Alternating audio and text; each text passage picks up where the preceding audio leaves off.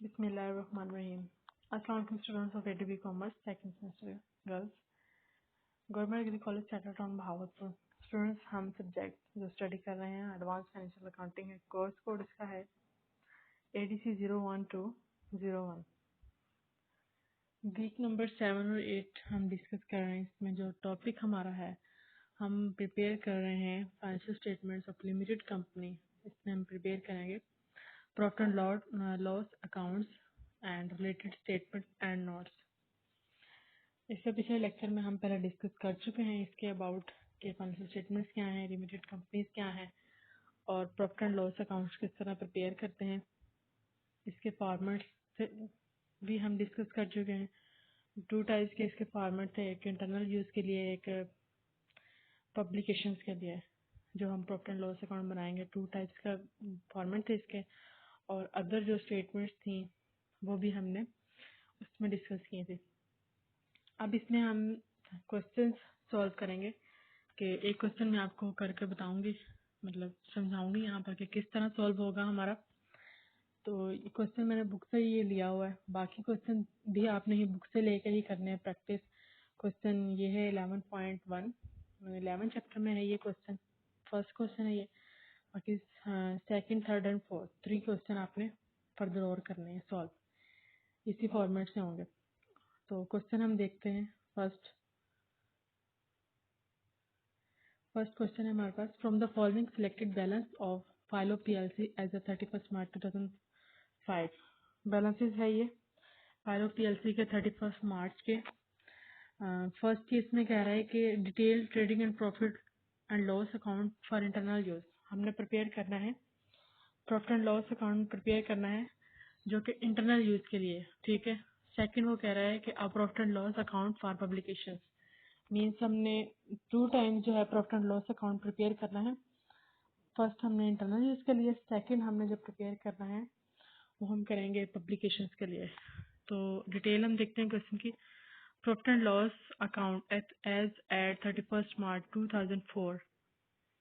2004 में पिछले साल का जो हमारे पास प्रॉफिट गिवन है वो हमारे पास 1,02,000 है, और हम जो स्टेटमेंट बना रहे हैं हम बनाएंगे 2005 की। और स्टॉक 2004 1 अप्रैल हमारा बिगिनिंग स्टॉक हमें दिया हुआ है 84,000। परचेजेस हमें दी हुई हैं ये 14,62,000 की हैं, और सेल्स हमें दी हुई हैं 24,56,000 की। उसके बाद रिटर्न इनवर्ड्स भी हमें दी हुई हैं 1,08,000 की, और रिटर्न आउटवर्ड्स दी हुई हैं 37 लाख की। उसके बाद कैरेज इनवर्ड्स हमें दिए हुए हैं 14,700। एंड नेक्स्ट हमारे पास है वेजेस एंड सैलरीज, ठीक है। ये हमें दिए हुए हैं 1,36,000। इससे रिलेटेड हमें नोट भी दिया हुआ है, क्वेश्चन नहीं है, वो हम बाद में डिस्कस करते हैं। और रेंट एंड बिजनेस रेट्स, ये इससे रिलेटेड भी हमारे पास नोट है। रेंट एंड बिजनेस रेट्स कितने दिए हुए हैं 14,000। जनरल डिस्ट्रीब्यूशन एक्सपेंसेस हमें दिए हुए हैं 28,000, और जनरल एडमिनिस्ट्रेटिव एक्सपेंसेस हमें दिए हुए हैं 36,000। और डिस्काउंट अलाउड हमारे पास है 5,000, और बैड डेब्ट्स हमारी हैं 12,000 की। डिबेंचर इंटरेस्ट हमारे पास है 16,000, और मोटर एक्सपेंसेस हैं, ये भी इसमें भी नोट दिया हुआ है 16,000 का। Interest received on bank deposit 6,000। Income from shares in undertaking in which the company has a participating interest 3,000 की हमें इनकम हुई है शेयर अंडरटेकिंग से। और नेक्स्ट हमारे पास है motor vehicle at a cost administrative cost उसकी कितनी है 92,000, और डिस्ट्रीब्यूशन कॉस्ट कितनी है उसकी बल्कि नहीं, मोटर व्हीकल की जो एडमिनिस्ट्रेटिव कॉस्ट है हमारे पास 54,000 है, और जिसकी डिस्ट्रीब्यूशन कॉस्ट है वो है 92,000। और इक्विपमेंट जो एट अ कॉस्ट एडमिनिस्ट्रेटिव जो है 15,000, और डिस्ट्रीब्यूशन हमारे पास हैं 12,000। उसके बाद रॉयल्टी रिसीवेबल्स हमारे पास हैं 4,000 की, और डिविडेंड्स पेड जो हमने किया है 1,20,000 का। ये तो इसकी हुई डिटेल। अब इस कुछ नोट्स भी दिए हुए हैं इसी क्वेश्चन से रिलेटेड कि स्टॉक हमें दिया हुआ है 31 मार्च 2005 का वो दिया हुआ है 1,02,000। बिगिनिंग स्टॉक हमें दिया हुआ है 1,02,000, ठीक है। इसके बाद wages and salaries are to be apportioned, wages and salaries are to be apportioned, distribution cost 1/4 और एडमिनिस्ट्रेशन एक्सपेंसेस 1/4।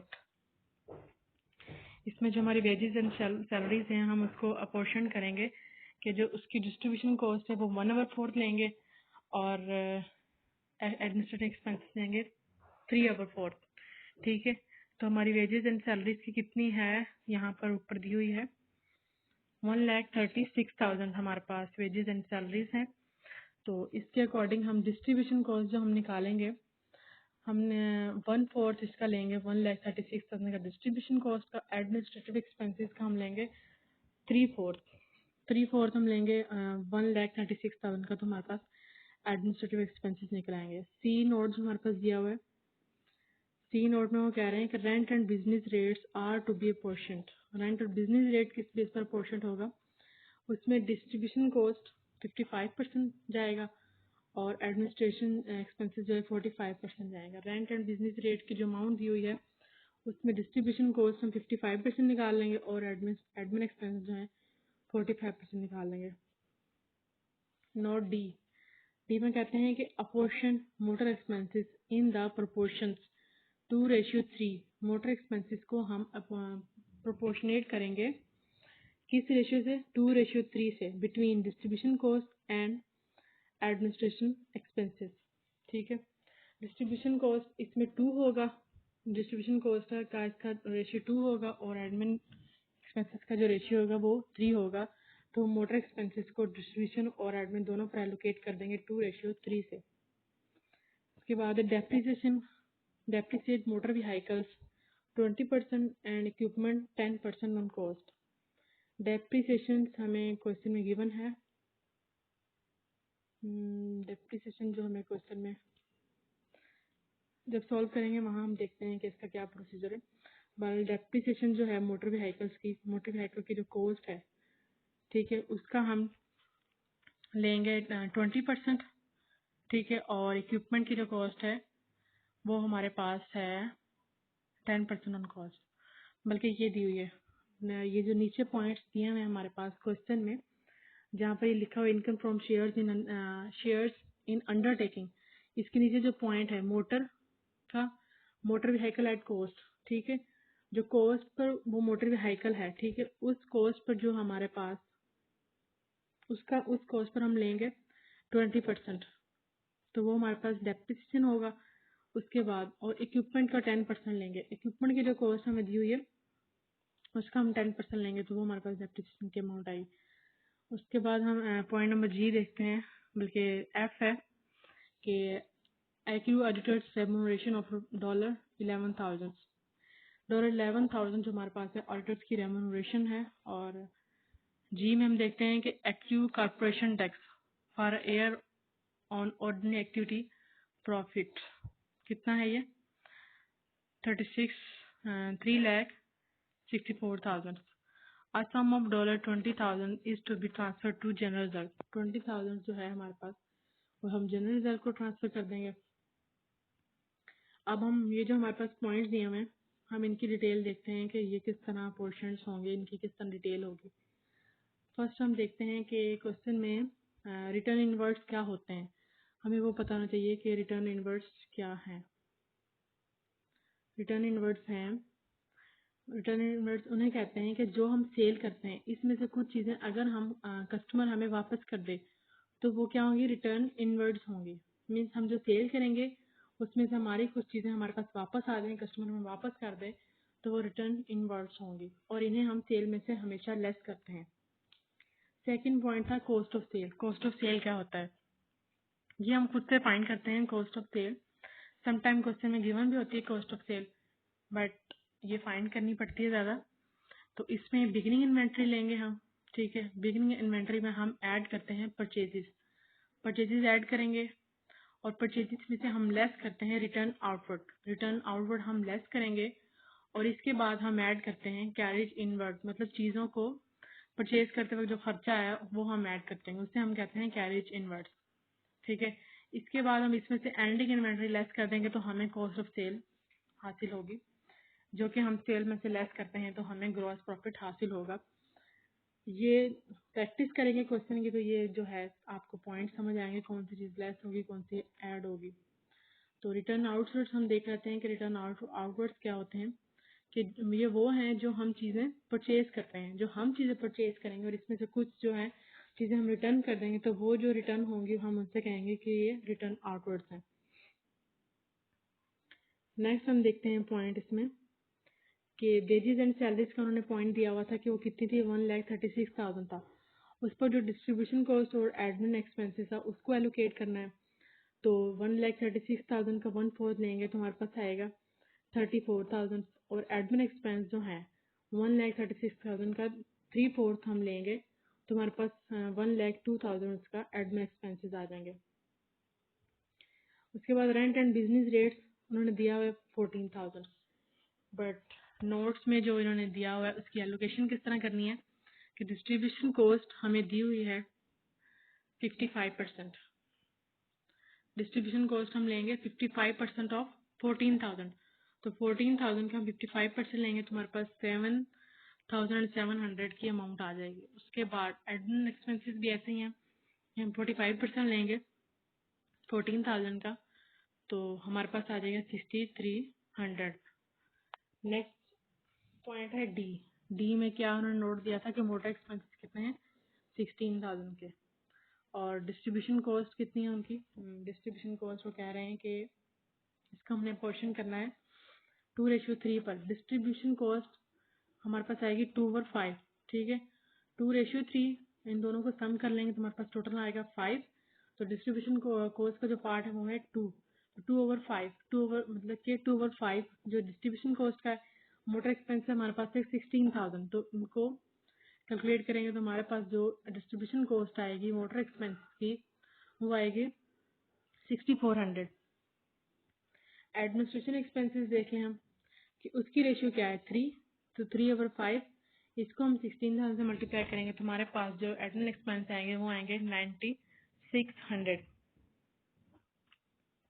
पॉइंट ई हम देखते हैं कि depreciation will be allocated according to a given percentage in the point F. तो depreciation इन्होंने दी हुई थी क्वेश्चन में कि 20% और 10% हम लेंगे, उसी के अकॉर्डिंग हम डेप्रिसिएशन के अमाउंट निकाल लेंगे। अब हम क्वेश्चन देखते हैं, क्वेश्चन का सोल्यूशन देखते हैं। ये क्वेश्चन का सोल्यूशन है, बुक के एंड पर भी दिया हुआ है। अगर यहाँ से आपको सही नजर ना आए तो आप बुक ओपन करके वहां से देख लें इसको।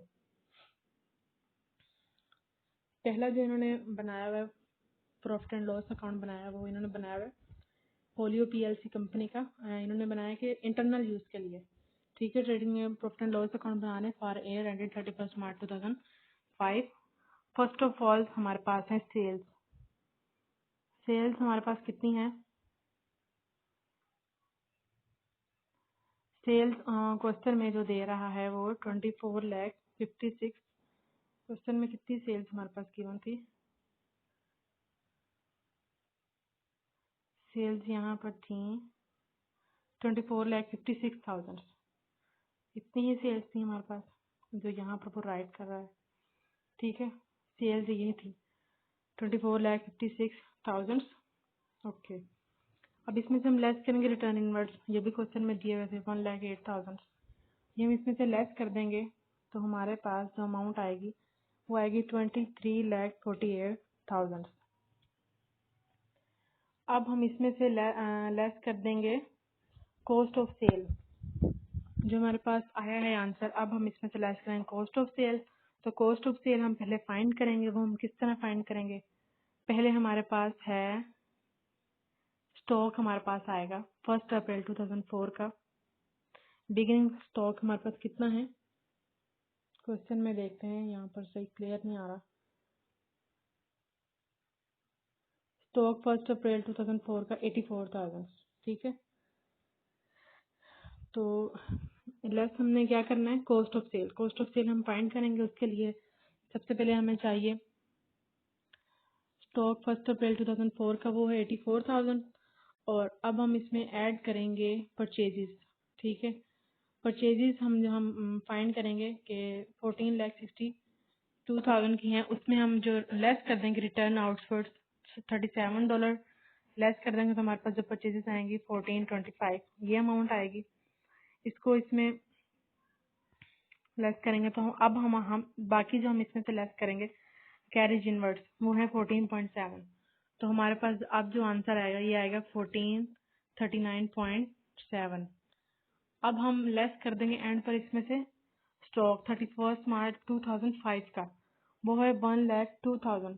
अब वो लेस कर देंगे तो हमारे पास जो अमाउंट आएगी 14,37,000। तो ये वाली जो अमाउंट आई है ये हमारे पास आई है कॉस्ट ऑफ सेल। अब इस कॉस्ट ऑफ सेल को हम माइनस कर देंगे, ये जो सेल्स हमारे पास आई थी 23,48,000 इसमें से हम 14,37,000 हम लेस करेंगे तो हमारे पास 9,10,000 समथिंग जो अमाउंट आएगी ये हमारे पास होगी ग्रॉस प्रॉफिट।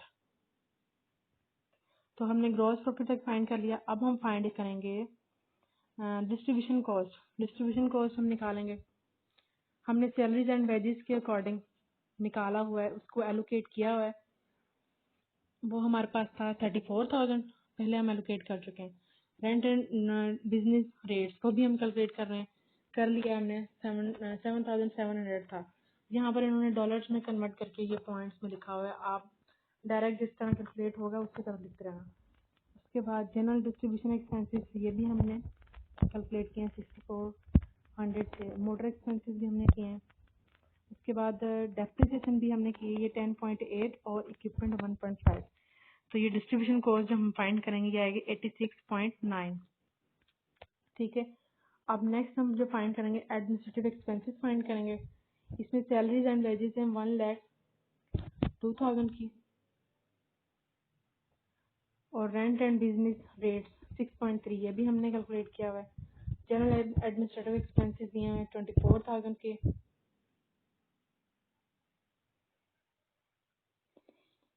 उसके बाद मोटर एक्सपेंसेस दिए हुए 11,000।